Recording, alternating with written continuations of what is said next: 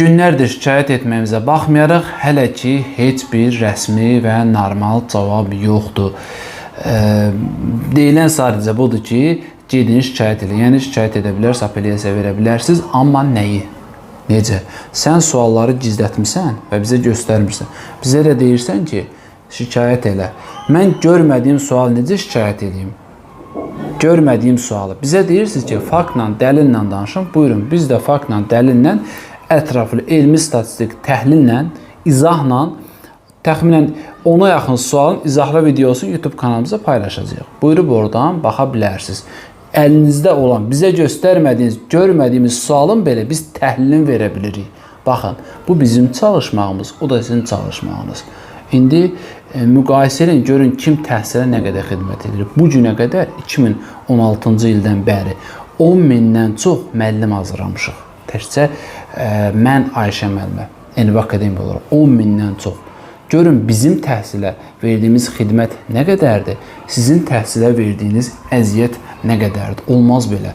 Sualı gizlədirsiniz və deyirsiniz ki, gedin şikayət edin. Təsəvvür edirsiniz, bu bilirsiniz nə deməkdir. Yəni, bilirsiniz nə deməkdir. Mən onu nə deyim ki? Ona görə bizim keçən il ARB kanalı mənə zəng edib ki, gəlin müsahibə verin ki, bəs müəllimlərin sertifikasiya imtahanı olmuşdu. Çox asan idi. Bir çox müəllim bunu cavablandıra bilməmişdi. Nə olur, müəllim bir balaca xəta eləyən kimi düşürsünüz üstünə ki, niyə cavab verə bilmirsiniz? İndi müəllimin başına bu boyda oyun açılır.